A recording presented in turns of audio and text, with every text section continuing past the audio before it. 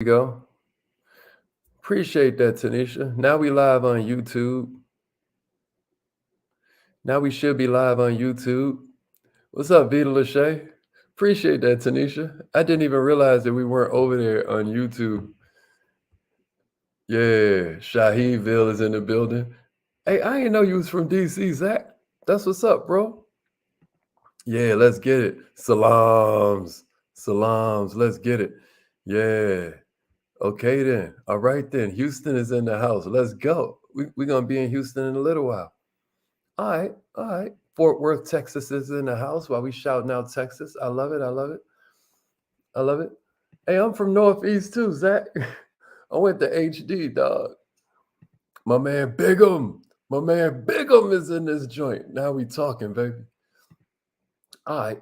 So we're gonna get this party started. Hope everybody's feeling good. Let's get this party started, y'all. If you haven't joined the newsletter yet, I want to encourage you to do that right now. Hey, Bigum, do that right now.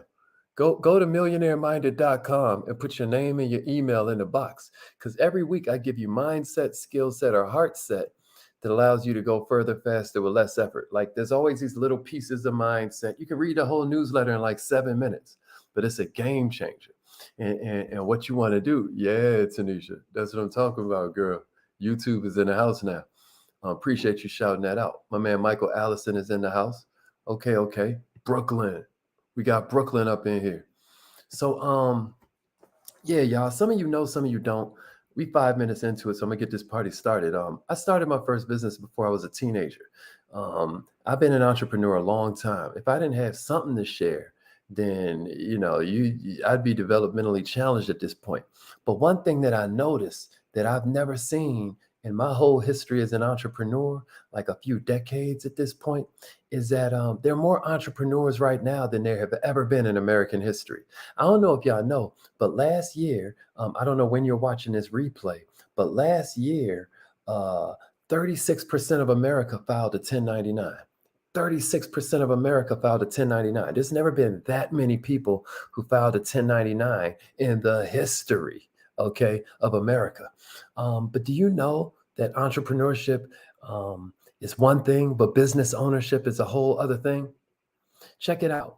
All business owners ain't entrepreneurs, and all entrepreneurs ain't business owners. No, we on YouTube. Tanisha just not checked in from YouTube, Queen. We on there. All entrepreneurs ain't business owners, just like all business owners ain't entrepreneurs. But check it out. You need to be one because entrepreneurs are those who are designed to access opportunity without regarding the resources they currently control. Does that make sense? An entrepreneur is here to make something out of nothing. If you're going to be an entrepreneur, you have to be passionate. You have to be resilient. You have to be tolerant to them pieces of ambiguity that are going to come up. You have to be flexible. You have to have vision. You have to be a rule breaker. This is just a couple of the things, but let's get into it. Here's the first one I want you to write down. These are 8 obvious signs that you were built to be an entrepreneur. You ready? 8 obvious signs you were built to be an entrepreneur. Here's the first one, y'all. You are not easily contented. You are not easily contented. Somebody give me that number 1. I don't find myself easily satisfied. Let me see it. I don't find myself easily satisfied. Yeah, Mrs. Goins is in the house. YouTube checking in. I don't find myself normal people think of how to celebrate their victory after achievements, right? But entrepreneurs are a little bit different. We don't mind celebrating, but in our mind, we're always like, what's next? Can you relate to that? You're always restless. You're never satisfied with your achievements. You're always craving something new. You're always ready to take on new challenges. You might make a good entrepreneur. You might make a good entrepreneur. Somebody say, I don't find myself easily satisfied. That's right. I'm not easy. Maybe I'm just like my mother. Y'all know that one?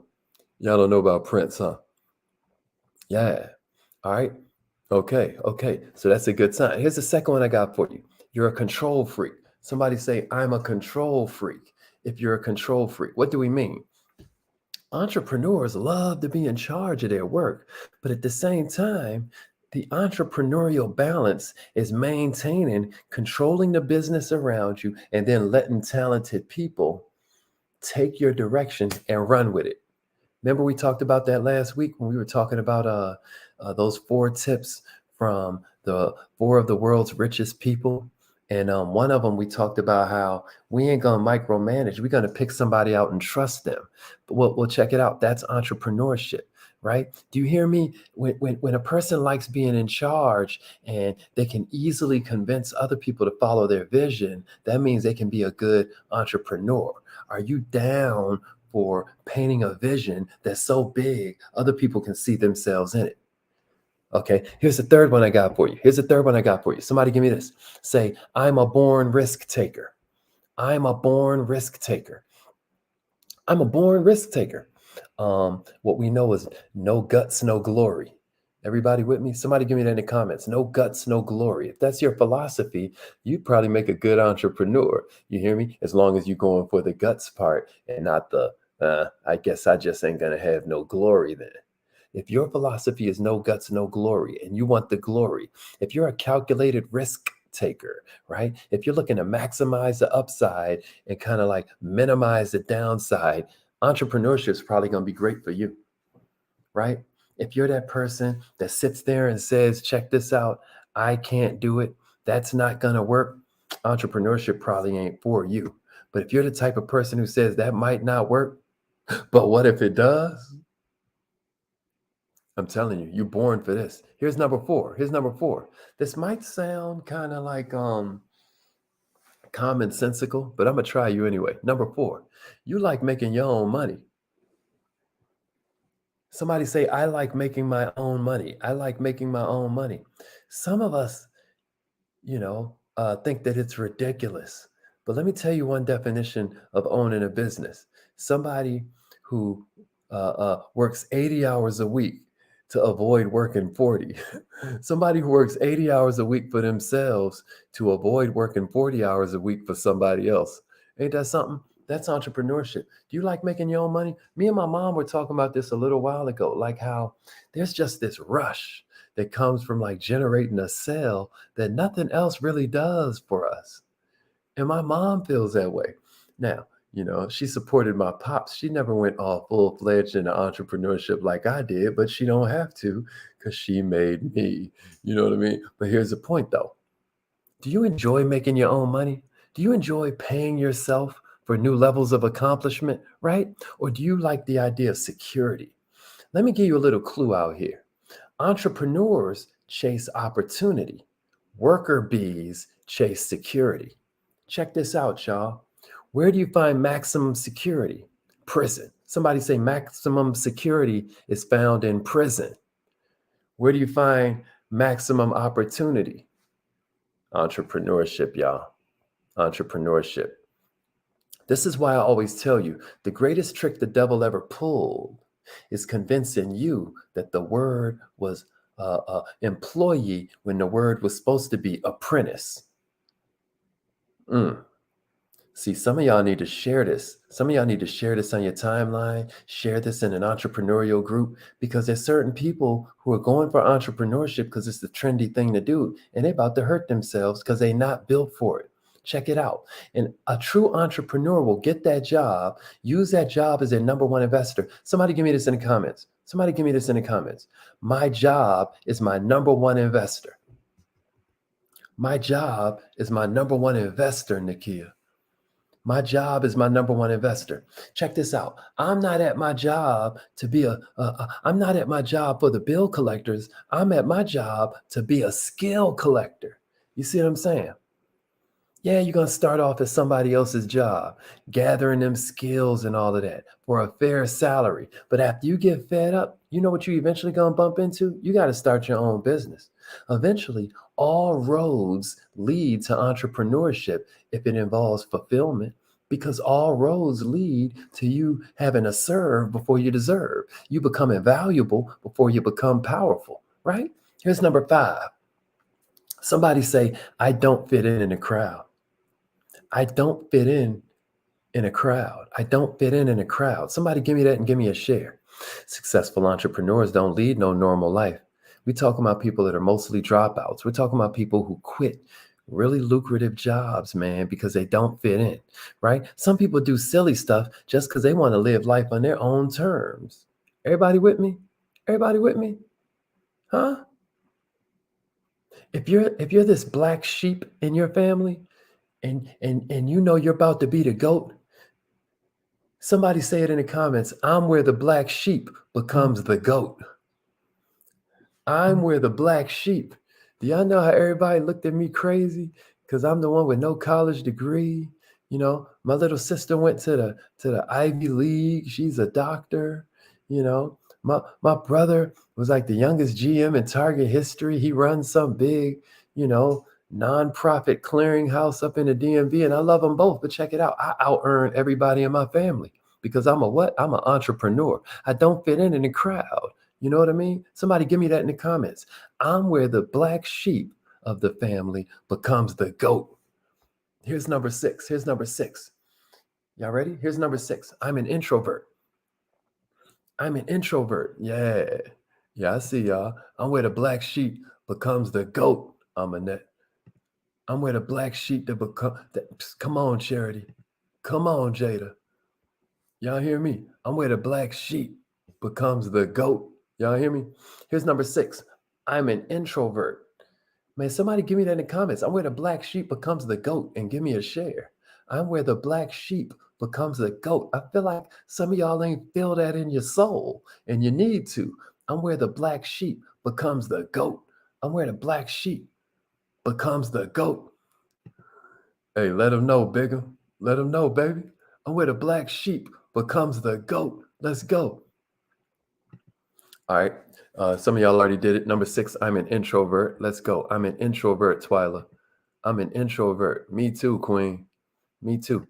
A lot of people think I'm an extrovert because they're like, you seem so. It's like, nah, let me give you the real test if you're an introvert or an extrovert. Introverts recharge in solitude. Introverts recharge in solitude.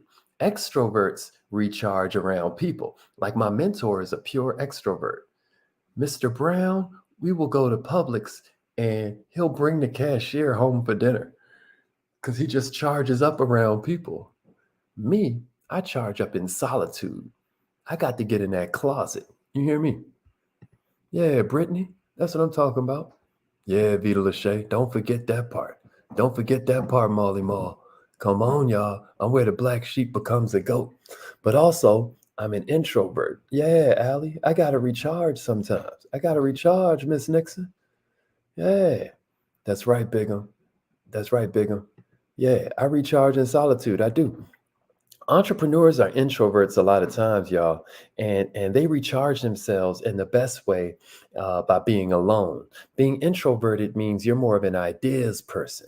You're great at fostering team environment. You know, there are always some entrepreneurial advantages that come from being an introvert. I've done whole trainings on that, like how you're probably the best person to be an entrepreneur if you're an introvert. A lot of people don't believe that, and they're down on themselves. They're down on themselves because of that. All right, let's go. Let's go. Yeah, Dion. Hey, Dion, inbox me your phone number. You're the only person who joined the Kaizen Academy this last weekend who I don't have their phone number, Dion. So welcome to the Kaizen Academy, baby, and send me your phone number so we can get your welcome call rolling. So make sure you do that. Yeah, Gav. I'm where the black sheep becomes a goat. Here's number 7. Say, I am passionate. I am passionate. I am passionate because you ain't going to be no overnight success. Can I get a witness? From lack of customers to lack of profits, as an entrepreneur, you're going to have to face some things. You hear me? But if you don't have an undeniable passion for your work, ain't no way you're going to make it. It's going to be real hard to get across all them disappointments. It's going to be real hard to get across all them hard times. If you find me any successful entrepreneur, you're going to find that passion is what's really driving it, right? I mean, how many of these stories do you have to hear? That's why I tell everybody, Martin Luther King was an entrepreneur. Frederick Douglass was an entrepreneur. But can you find more passion? You ever heard a speech of Marcus Garvey's? You ever heard Marcus Garvey talk? If you go to my Instagram, here's my Instagram, y'all. If you go to my Instagram, I got footage up of Marcus Garvey's speeches. If you listen to this man talk, no, this is going to sound crazy. I ain't even going to say it. Tell me who he reminds you of when you hear him talking. Go on my page, look for Marcus Garvey. Look for Marcus Garvey on my page. You're going to see a whole speech from him. Go through there, and tell me in the comments. Just be like, he reminds me of, and then let me see what y'all think. I ain't even going to go there. But all I'm saying is passion is the answer, y'all, because you can't fake passion. Somebody give me that in the comments and then give me a share if you agree. You can't fake passion. You can't fake passion. You can't fake passion, y'all. But yeah, if you follow me on Instagram, No Money Down King, go look for Marcus Garvey. It's going to blow your mind. You can't fake passion. You can't fake passion. Here's the last one I got for you. Somebody say, confidence is my success mantra. Confidence is my success mantra. Nah, Nefertari. Don't try. No. Don't be no bad influence, girl. I'll be out here. I'll be messing up. I'll be warning people. Y'all gotta tell me when y'all want Bobby Seale and when y'all want Barack Obama. You know what I mean? You gotta tell me when you want George Jackson. You want, Barack Obama. That's just my best example, man. I ain't trying to, All right, here we go. Number 8. Somebody say, Jamal, I can't even put that on the screen because that's exactly what I was trying to say. All right. Jamal has obviously heard a Marcus Garvey speech before. All right. But all I'm saying, y'all, is entrepreneurs always got to believe in their abilities and know they can succeed. Yeah. Confidence is my success mantra.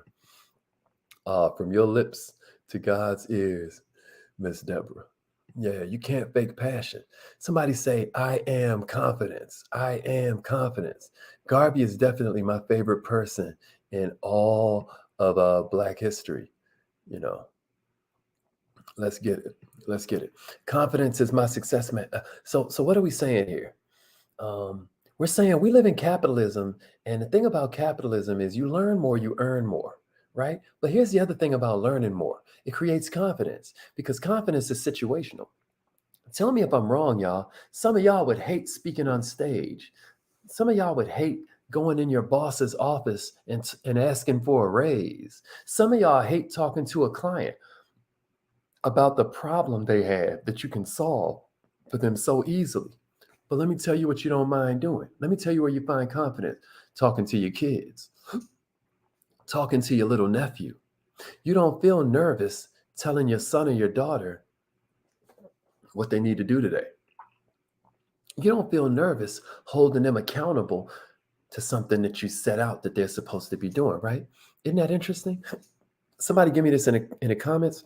I want to make sure you don't miss this. Confidence is situational. Confidence is situational. Let's go. If you understand that. Confidence is situational, right?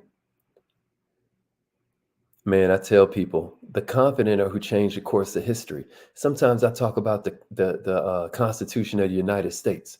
Now, everybody that can watch my voice, everybody that'll watch this replay knows that it ain't right to treat people like they ain't human, right? We all know it ain't right to say that just because my beautiful skin has this what we call this, like a caramel kind of hue, right?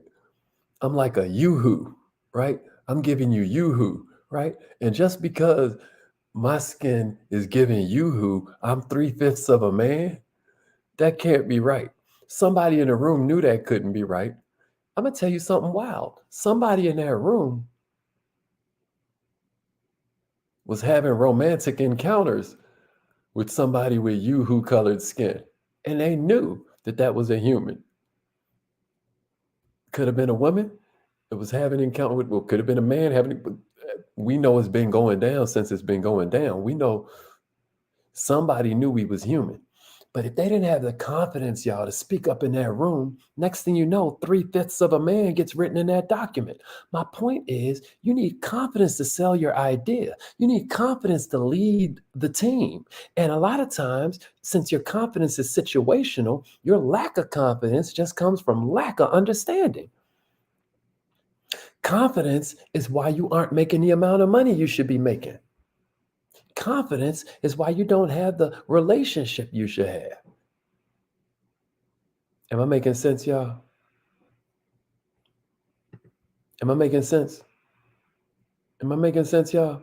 If you find any of this stuff we went over today relatable, I dare you pick out one of these and and acknowledge that it represents the biggest opportunity for improvement that you have, right? And then commit to working on it. Queen said, why is that? Why do we fear inviting a prospect, but not inviting somebody to a movie or inviting somebody to a party? Here's the two answers I got for you. One, you do sometimes feel nervous about inviting somebody to a movie. Can I get a witness, fellas? We don't felt nervous about asking somebody on a date before. And check it out. I'm going to tell you something. That's okay because it means you care. Why do we fear inviting a prospect, but not inviting somebody?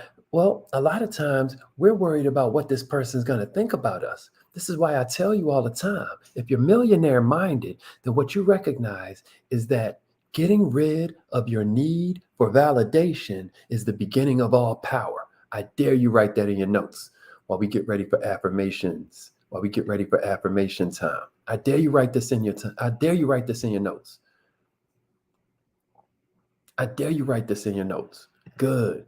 If you're going to use something you learned today, let me get some fire emojis. Let me get some fire emojis if you're going to use something. Somebody write this in the comments, and we're about to go do our affirmations. Getting rid of your need for validation is the beginning of all power. Type that out and give me a share. Getting rid of your need for validation is the beginning of all power. It's the beginning of all power. Let's go. Let's go. Let's go. All right. We found something we could use. We found something we could use. Yeah, let's go. We found something we could use. Let's get it. Let's get it. Getting rid of your need for validation is the beginning of all power. Yeah, getting rid of your need for validation is the beginning of all power. Yeah, Queen. Let me tell you something. That's why you're scared to talk to a prospect. And the other reason is because you get all this silly advice. I'm gonna be a little silly with you now. It's affirmation time, y'all. Call in right now. I'm gonna be a little silly with you right now. But here's the other reason. Somebody taught you at some point that if at first you don't succeed, then try and try again. And that's only half right. We don't just want to keep on saying, the same exact stuff that got us turned down. We don't want to take the same stupid stuff we said to this person and say it 100 more times. We keep repeating the same stupid stuff. We're going to keep getting the same stupid response. We play stupid games. We win stupid prizes, right? So I do want to throw that in there. The other reason that we be scared is because we ain't learned nothing new yet. We haven't added to our skill set. And that's why I try and encourage everybody to study. Even if you don't want to join the Kaizen Academy with me, even if you don't really dig how I break stuff down, find somebody and study your craft. All right, repeat after me, millionaires. It's affirmation time. Let's get it. Let's get it. Say it like you mean it. Say it like you mean it. Let's go. Repeat after me.